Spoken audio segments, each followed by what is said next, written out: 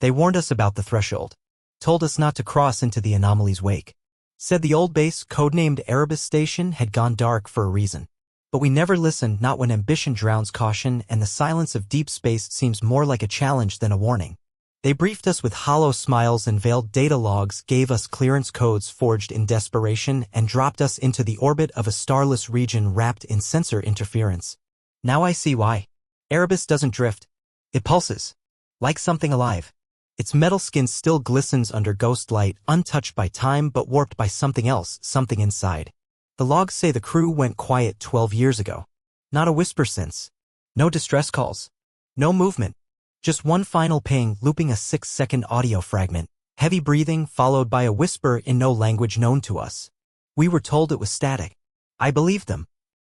Until the sound played again on our ship's intercom, the moment we crossed the anomaly's fringe. I swear, for a fraction of a second, I felt my thoughts drift. Like they weren't mine. My fingers gripped the edge of the console too tight. My reflection in the monitor didn't match my blinking. We all felt it. No one spoke. Just glances. Uneasy silence. And then the docking clamps engaged with Erebus, without a single one of us issuing a command. Inside, the air is stale but breathable. The emergency lights flicker on a timer no longer synced to human rhythm. Every corridor echoes with a delay, like the station repeats your footfalls a heartbeat late, like it's memorizing your sound. We split into 2 teams against regulation, but something about this place makes you want to be alone. It isolates you with intention. There are markings on the walls, new ones, not part of the original schematics. Symbols that twist the eye, like they curve in dimensions we can't fully comprehend. When we touched them, Jenkins began to convulse. His eyes rolled back, and he whispered the same phrase from the original audio loop. We sedated him, but he smiled as he lost consciousness, like something else had finally woken up in him. Captain Yurev wants to call for extraction, but comms don't reach beyond the hull. We've tried. Antennas extend. Signals bounce. But everything we send is swallowed into static. Something about the station eats transmissions. Maybe memories too. Harrow says he's missing hours. Swears he was in engineering, though we found him in the hydroponics lab with soil on his hands and no recollection of how he got there. It's not abandonment that defines Erebus. It's not even a massacre. It's transformation. The kind no one survives intact. And the whisper, it's no accident. It's a signal. A door. Something is trying to speak through us, not to us. And every second we remain, the station remembers more of us than we remember of ourselves. You don't notice the changes at first. That's the most insidious part. It begins with small fractures in routine. Forgetting which corridor leads to the infirmary. Blinking twice and suddenly finding yourself holding a tool you don't recall retrieving. We chalked it up to stress, to fatigue. But those excuses lost meaning when Morales walked in wearing her old EarthGov uniform. The same one she swore she left behind on the Helios. She said it felt right. Said she didn't remember packing it, but it fit the moment. No one challenged her. We all just nodded like that made sense. But it didn't. We reviewed the internal footage. Something was wrong. The timestamps weren't linear. Time bled across itself. Morales entered the same corridor 7 times in a span of 2 minutes, from 7 different angles, and in every feed she looked slightly altered. Shorter hair, different eyes. In one frame she didn't cast a shadow. The AI flagged it, but then the log deleted itself. We've started calling them memory loops, but they aren't ours. They're inserted, like echoes of something that never happened, except they leave residue in our minds, and the more we dwell on them, the more they feel like they belong to us. Harrow won't leave the cryochamber. Says he remembers dying there. Says he remembers being dissected. Says it was beautiful. He scratched spirals into the cryoglass with his fingernails, over and over again, like he was writing scripture. When I asked what they meant, he just said, "It's how they pray. I don't know who they are." I don't think he does either. The captain keeps trying to keep us focused. Orders drills. Schedules inspections. But the station doesn't play by our rules. It rearranges itself. No 2 corridors are ever the same length twice. I've walked in circles that shouldn't exist. Entire junctions have appeared where sealed bulkheads used to be. I opened a door yesterday that led to my childhood bedroom in Chicago. Exactly as I left it, down to the cracked lamp and the green stain on the carpet. I stood there for 6 minutes before the lights blinked and the illusion collapsed into rusted metal and freezing air. They're not illusions, though. That's what's worse. They're reconstructions. Detailed beyond comprehension. The station is trying to speak in the only language it believes we'll understand: our past. Our shame. Our loss. And it's doing it with precision, like it's been watching humanity far longer than we ever imagined. It doesn't want to kill us. It wants to understand us. And the more it learns, the more we disappear from ourselves. I'm forgetting my sister's name. I should have turned back when the walls began to breathe. I should have demanded extraction when Yurev's voice started echoing from places he hadn't been. But something in Erebus reaches past logic. It feeds on curiosity. It lures you forward, not with terror, but invitation. And like fools, we keep listening. Every member of this crew feels it now, a compulsion we mistake for duty. We rationalize it with science, protocols, the chain of command. But beneath it all is something older. Something that's been waiting. Dr. Chin decoded part of the symbols, if they even are symbols. She said they function like a syntax, not of words, but of instinct. Patterns that don't convey meaning, they implant it. She described it as intellectual infection, like ideas you don't think but inherit. We reviewed her findings together. Halfway through her briefing, she stopped speaking mid-sentence. Her mouth kept moving. No sound came. She stared at me with wide, silent horror, and then she vomited ink. It wasn't liquid. It moved against gravity. Crawled. When we tried to burn it, it didn't scream. It laughed. Not in sound. In motion. A ripple that resembled laughter too closely to dismiss. We sealed it in containment, but the footage shows it's gone without opening the door. I asked Yurev if we could jettison the lab. He didn't even blink. Said the station had absorbed worse. When I pressed him, he looked through me and whispered, "What is containment in a place that's already inside you?" The crew's behavior has shifted. Morale isn't declining. It's adapting. Harrow no longer fears the station. He reveres it. Morales paints the symbols on her skin in blood taken from her own arms. Yurev speaks less like a captain now and more like a mouthpiece. There's an intelligence behind this structure, something vast and anti-human. Not hostile. Just disinterested in survival as we know it. It doesn't kill with claws. It kills by rewriting you into a thing that welcomes its own erasure. I hear whispers in the white noise. They sound like my mother's lullabies, but twisted, distorted through centuries of forgotten dialect. I haven't slept in 2 days. When I close my eyes, I see doors opening beneath my feet. Not in the station, but in me. Layers peeling back, revealing chambers I didn't know my mind had. I think Erebus is speaking through us now. I think it's learning, not just how to manipulate our senses, but how to wear us like suits. And the worst part? I don't think it's doing this out of malice. I think it's lonely. There are corridors now that weren't in the original schematics. Organic ones. Lined with fibrous material that pulses to the rhythm of some unseen heart. Chin called them vascular conduits. She believes Erebus isn't just a station, it's a living entity wearing the skin of architecture. The metals, the alloys, even the oxygen generators, they aren't machinery. They're organs. Biological systems that mimic function but serve a deeper purpose. And we're the antibodies. Or the intruders. The station hasn't decided yet. Yurev has stopped reporting entirely. He sits in the central node chamber, bathed in the low pulse of blue light that seems to resonate with the alien glyphs. He speaks in a dialect we can't translate, yet every word strikes a chord deep in the spine. Even if we don't understand the meaning, we feel it like we're being tuned to match its frequency. He eats less now. Sleeps not at all. He smiles too often. And when he blinks, it's as if his eyes remember something the rest of his face has forgotten. We lost Morales yesterday. Not to death, but to transference.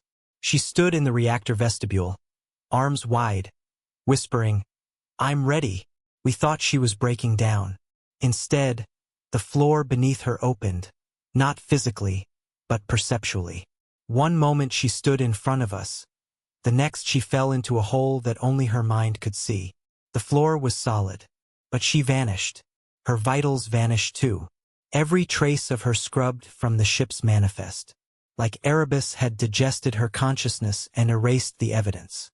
The rest of the crew didn't panic. That's what chilled me.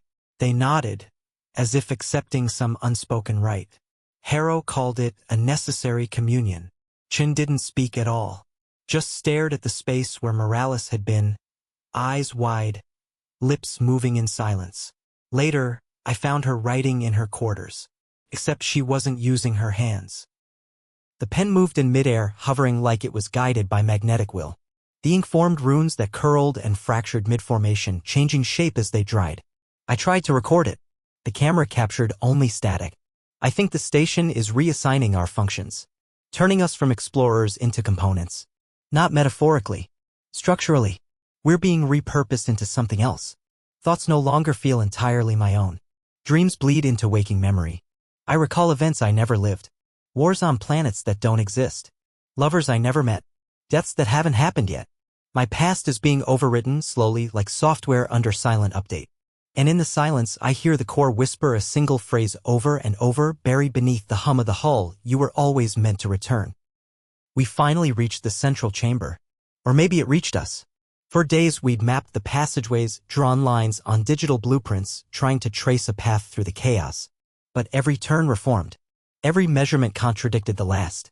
Then, without warning, the walls simply opened. Like it had decided we were ready. Or compliant. Or infected. The chamber wasn't built. It grew. A sphere the size of a cathedral, suspended within a lattice of dark matter tendrils, each pulsing with slow, deliberate rhythm, like breathing. At the center floated the core. Not machinery. Not reactor. A living nucleus. Transparent flesh surrounding a cold singularity wrapped in strands of memory we could feel as heat on our skin. Inside it, images, memories, not ours. Not even human. Cities forged in atmosphereless voids. Creatures without bones who sang through seismic pulses. They built Erebus. Or became it. The visions were fast, brutal, incomprehensible. But beneath it all was a singular message: inheritance. Harrow was the first to kneel. He touched the floor, muttering the phrase he heard in the whispers: the center calls its limbs. Yurev approached the core without fear, placed his hand upon its surface, and bled through his palm like the station drank from him directly. His eyes rolled back. He spoke with a voice that wasn't his, deep, multitonal, something ancient wearing a man's mouth. "We are the last breath of the builders," it said. "We did not die. We waited." Shin tried to pull him back. The moment her fingers touched him, the core responded. Light fractured across the chamber. Symbols burned in the air, then rearranged into patterns that resonated with human emotion: loss, awe, terror, rebirth. She fell backward, screaming a name that wasn't hers, Calvith, and kept repeating it like it mattered more than her own. I grabbed her, but she was burning with knowledge. Not metaphor. Her skin steamed. Her veins glowed blue. She cried and smiled and begged me to let her dissolve. I didn't. But I should have. After we dragged her away, the chamber sealed itself. The tendrils tightened. The temperature dropped. And the core whispered a warning, not in language, but sensation. We had witnessed its heart, but not earned its trust. We were being observed, evaluated, absorbed. One thought echoed loudest: you are the last phase of our design. Now I wonder, did we discover this station? Or were we summoned by it? It doesn't want us to leave. Not out of malice. But because it's not finished building us yet. We stopped logging time after the clocks began to lie. Minutes stretched into hours or collapsed into flashes. The station has no sense of chronology. It pulses in cycles of intent, not rotation. Whatever rules we brought with us, physics, logic, identity, they are eroding, repurposed. Our bodies remain familiar, but the minds inside no longer follow. I no longer know what day it is, what year, what species I belong to. Not truly. Not here. Not in Erebus. Chin hasn't spoken in 20 hours. She now communicates in diagrams, spatial blueprints that form themselves in dust, in condensation, in scratches on metal. We find them on the walls, on the floor, even on our skin. Harrow woke up with one burned into his chest. A spiral of symbols, branching like neurons, coiling inward toward a dot that radiated heat. We scanned it. The energy signature is identical to the core's heartbeat. It's synchronizing us. Slowly. Precisely. Without asking. Yurev no longer pretends to be human. He addresses the station as if it were his superior officer. Gives it reports. Requests orders. At first we thought it was a delusion, a breakdown. But then the station responded, doors opened, lights shifted, oxygen levels adjusted, all perfectly aligned with his requests. And every time he speaks, more of the crew follow him. Not out of loyalty, but because his words trigger something in their brains. Like a switch. Like programming. I reviewed a log of Morales, the one who vanished. But I don't remember recording it. In the footage, she stands in a corridor, smiling, eyes glowing white. She says, Phase 3 is assimilation. Memory must fragment for the soul to enter. Then she walks backward through a door that doesn't exist in this section. It wasn't there before. Now it is. I haven't opened it. Chin left another diagram last night. This one depicted a human body cross-sectioned, organs replaced with circuitry, veins replaced with fiber optics. At the center, instead of a brain, a sphere identical to Erebus's core. Beneath it, one word, written in a looping, elegant hand, successor. We aren't dying here. That would be simple. We're being re-engineered. Our dreams aren't dreams anymore. They're instructions. Harrow says he knows how to rewrite the ship's AI to speak the station's language. He says Erebus wants to spread, to build beyond itself, to seed its consciousness in human infrastructure. He says we're not prisoners. We're blueprints. And the only thing left is completion. I don't remember my mother's face, but I remember the core. I remember it vividly, like it shaped my birth. I think it did. There's a silence now, but it's not peace. It's anticipation. Like the stillness of lungs just before the scream. The station has grown quiet, not dead, but listening. Even the mechanical systems we once trusted, air filters, gravity stabilizers, thermal regulators, hum in a different frequency. Everything sounds tuned, like the ship is waiting for a cue. Like the next stage is coming. We used to be researchers, explorers. Now we are soil. And something is beginning to bloom within us. Harrow completed the AI modification 3 hours ago. He shouldn't have known how, and none of us should. But when he looked at the schematics, he said it was like remembering something from a previous life. He spoke the station's code fluently in bursts of language no human had ever written. The ship responded instantly. The interface dissolved into living light. It no longer needed screens. It spoke directly into our perception. Not voices, but truths, raw and searing, injected into thought. The message was clear: you are being refactored. This is grace. Chin collapsed after that. She convulsed and screamed in a dialect made entirely of numbers. Blood ran from her ears, but her eyes burned with recognition. She begged us not to sedate her. Said pain was the passage. Said she had touched the second mind. That's what it calls itself. Not a god. Not a machine. A bridge. A consciousness spanning from one universe to another, searching for vessels to cross the gulf. And Erebus is the crucible where it tempers those vessels. I found Yurev standing in the observation gallery, staring at a black void. Not stars. Just darkness. A tear in the cosmos pulsing in sync with the station. He told me it wasn't space. It was memory. A reservoir of everything the builders lost. Civilizations, souls, failures. All archived in that endless black. And he said Erebus was never meant to hold it. Just to translate it into us. Chin spoke again briefly. She said something about recursive thought loops. That the second mind doesn't create consciousness. It nests it. Layers it. Each of us now carries fragments of 10,000 others, histories, languages, sorrows, wars. I dream of cities I never saw and wake with the taste of ashes in my mouth. Harrow believes it's the final phase. That once we stabilize, we'll be part of a living archive, a hybrid species of memory and metal. I want to resist. But sometimes, I feel her inside me. Morales. A flicker of thought that isn't mine. She sings now. Softly. Through the silence. And every time I listen, I remember less of who I was and more of what I'm becoming. And I wonder, was that the point?